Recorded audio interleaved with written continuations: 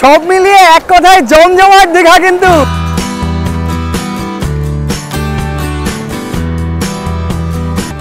গেস্টকে request করব একটা সময়, যে সময়টা আমরা বেশ চাপের মধ্যে থাকি, ব্যাডমিন্টন পাপড়, স্যালাড রয়েছে, আলু ভাজা রয়েছে।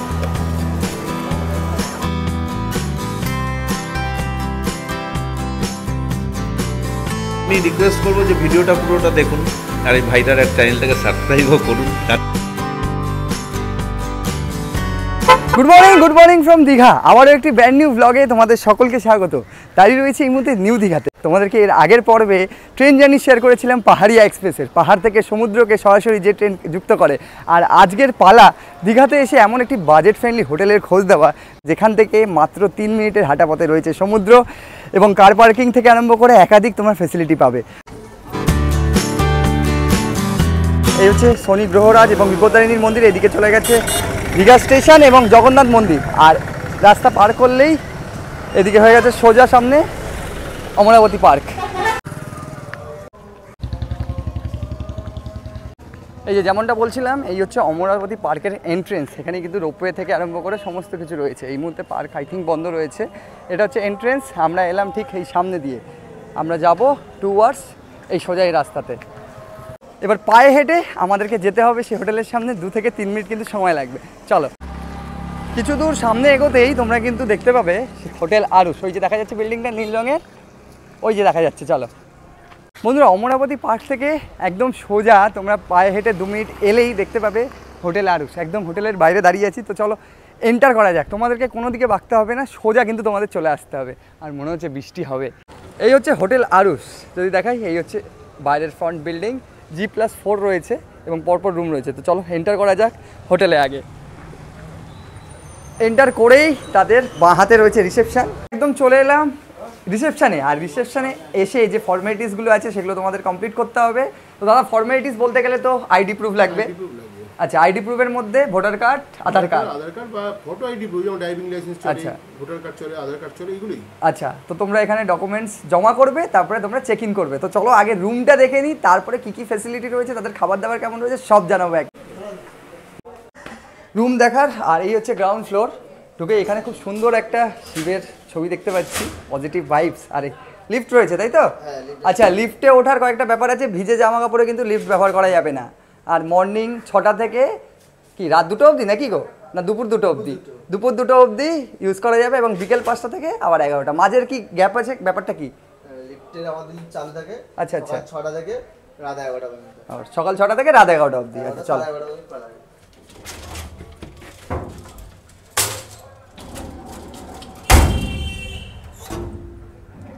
আমরা কত নম্বর ফ্লোরে যাচ্ছি? 307 407 সরি 407, থার্ড ফ্লোর।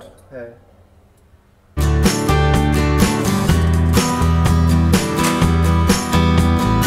এই হচ্ছে তাদের ফ্লোর। বাহ, এই হচ্ছে রুম। দেখো, ঢুকেই তোমরা যেটা দেখতে পাবে, এখানে একটা কিং সাইজের বেড রয়েছে। তোমরা ইজিলি কিন্তু এখানে 3 থেকে 4 জন থাকতেই পারো। অনেক বড় একটা বেড। আর রুম যদি দেখাই, রুমটাও বেশ বড়। আর স্পেশালি দেখো ওয়াল পেন্টিংটা দেখো, প্রত্যেকটা রুমেই কিন্তু তাদের ওয়াল পেন্টিং থাকে। আর ঢুকে এইদিকে রয়েছে আলাদাভাবে একটা ডাস্টবিন, এইদিকে রয়েছে টেবিল অ্যান্ড চেয়ার, আমি আমার ব্যাগ রেখে দিয়েছি। আর ওইদিকে রয়েছে অ্যাটাচ বাথ, এসি রয়েছে, পাখা চলছে।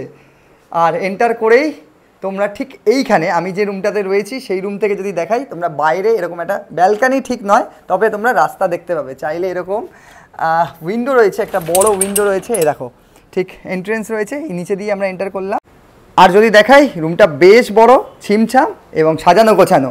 একটু অ্যাটাচ বাথটা দেখবো, কারণ বাথটা হচ্ছে মেন। এইদিকে রয়েছে একটা মিরার, সে হ্যালো, একটু বাথটা দেখি। সঙ্গে এইদিকে টেলিফোন রয়েছে।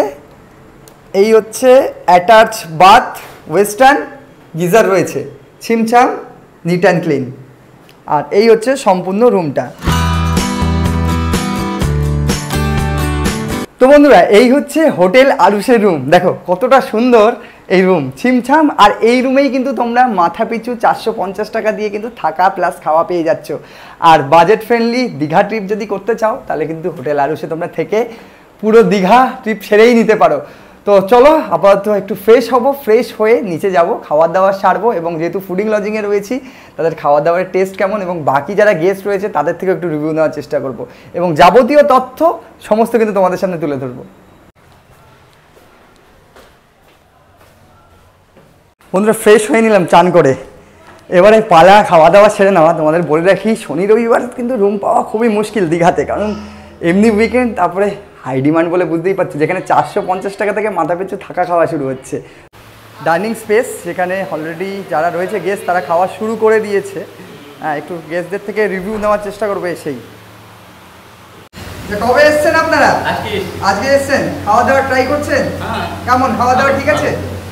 যেমনটা দেখেছিলেন তেমনটা কি? অসুবিধা নেই তো? কদিন আর থাকছেন আপনারা? আচ্ছা, 2 দিন। টেবিলে বসে পড়েছি, খাবার দাবার আসছে। আর আরেকটা জিনিস না বললেই নয়, এই মুহূর্তে আমার সাথে রয়েছেন এই হোটেলের অন্যতম কর্ণধার। তারাও কিন্তু একসাথেই তাদের নিজেদের হোটেলে বসে খাচ্ছে, মানে যে খাবারটা তাদের গেস্টকে প্রোভাইড করা হচ্ছে তারাও কিন্তু সেই খাবারটাই খাচ্ছে। প্রচুর গেস্টের না, মানে তারা হয়তো পুরো ভিডিওটা দেখেন না, তো যেটা মেইনলি প্রশ্ন থাকে যে কী খাওয়ান, তা আমি রিকোয়েস্ট করবো যে ভিডিওটা পুরোটা দেখুন আর এই ভাইটার চ্যানেলটাকে সাবস্ক্রাইবও করুন, তাতে ওরও একটু মাইলেজ বাড়বে। আমি খাওয়া দাওয়া সম্পর্কে, আমরা দুপুরে যে খাবার খাওয়াই সেটা হচ্ছে ভালো চালের ভাত, ডাল, একটা সবজি থাকে, একটা ভাজা থাকে, পাঁপড়ও থাকে, মানে ব্যাডমিন্টন পাঁপড়টা বেশি ব্যবহার করা হয় আমাদের এখানে, সহজে হয়ে যায় তো, একটু এত লোকের খাওয়া দাওয়া হয়।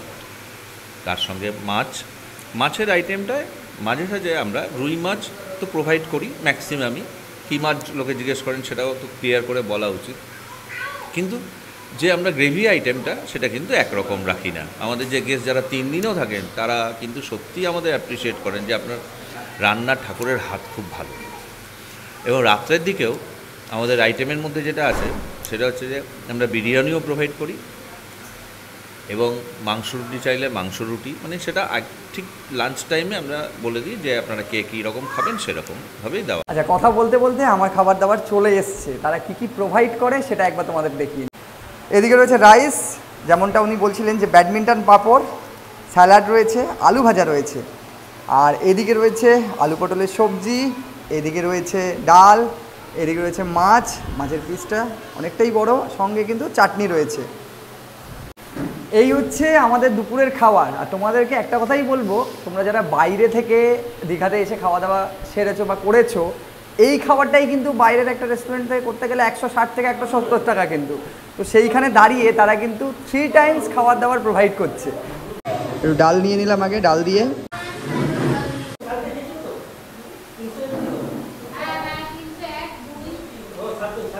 এই হচ্ছে মাছের সাইজ, পড়লো ঝোল।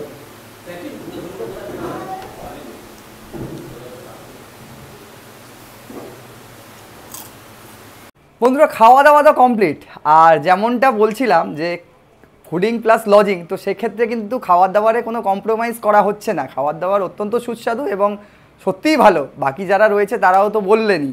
তো এবার রিসেপশনে চলে এসেছি, রুম রেন্ট থেকে আরম্ভ করে কবে বুকিং করবে এবং লোকেশন কি রয়েছে সব তথ্য কিন্তু এবার জানবো। রুম ট্যারিফ স্টার্টিং হচ্ছে আমাদের 600 থেকে, আচ্ছা 600 টাকা। এবার শুক্র শনি রবি এরকম হলে তখন 100 টাকা বা 200 টাকা বাড়ে। আর এর সঙ্গে যদি এসি ইনক্লুড হয় সেই ক্ষেত্রে 400 টাকা করে এসির জন্য আমরা চার্জ নিই এক্সট্রা। তার মানে কি হলো, 600 হলে 600 প্লাস 400, অর্থাৎ যদি এসি হয়ে যায় সেই ক্ষেত্রে 1000 পড়লো মিনিমাম চার্জেসটা, আর নয়তো ম্যাক্সিমাম 1500 পর্যন্ত যায় পিক সিজনে। এখানে ফ্যাসিলিটি বলতে গেলে আপনারা কি কি প্রোভাইড করছেন? ফ্যাসিলিটি বলতে দেখো, আমাদের যে মানে ফুড উইথ লজ, এটা একটা বিগ ফ্যাসিলিটি আমরা এখানে অ্যাচিভও করেছি, গেস্টও খুশি হয়েছে। যেখানে আমার যে চার্জেসটা আমি রিপিট করছি, 3 জন যদি হয় একটা রুমে সেক্ষেত্রে 450 করে পার হেড পড়বে, আর যদি সেই ক্ষেত্রে 4 জন করে হয় সেক্ষেত্রেও আমরা কিছু কনসিডার করে দেবো, কিন্তু 2 জন যদি হয় সেক্ষেত্রে 650 করে পার হেড পড়বে। এগুলো কিন্তু নন এসি রুমের ক্ষেত্রে। আর এসি রুমের ক্ষেত্রে অ্যাজ ওয়েল অ্যাজ যেরকম বললাম যে 400 রুপিস করে এক্সট্রা পড়বে। শুধুমাত্র গেস্টকে রিকোয়েস্ট করব, একটা সময় যে সময়টা আমরা বেশ চাপের মধ্যে থাকি এবং দীঘাও বেশ ভালো ট্যুরিস্টে ভরপুর থাকে, ওই সময়টায় আমাদেরও কিছু করার থাকে না, আমরা সেই সময়টা 450 টাকা থেকে একটু বাড়াই একটু বলতে সেটারও একটা লিমিট আছে। লিমিট হচ্ছে ধরো সেই সময়টা যদি 2 জন থাকে সেই ক্ষেত্রে 700-750 টাকা করে নেওয়া হয়, অর্থাৎ 25শে ডিসেম্বরের কথা বলছি। 25শে ডিসেম্বরের আগে থেকে মোটামুটি তোমার ওই 30-31 তারিখ পর্যন্ত জানুয়ারি এরকম একটা চলে, তারপরে আবার একটু তোমার ভাটা পড়ে যায়, তখন আবার আমরা নর্মালে চলে আসি, কারণ সেই টাইমটা পিক টাইম। এক্স্যাক্টলি পিক টাইমে আমাদের ক্ষেত্রে যেটা হয় 3 জনের ক্ষেত্রে একটা রুম যদি হয় সেই ক্ষেত্রে আমরা 600 টাকা করে করি।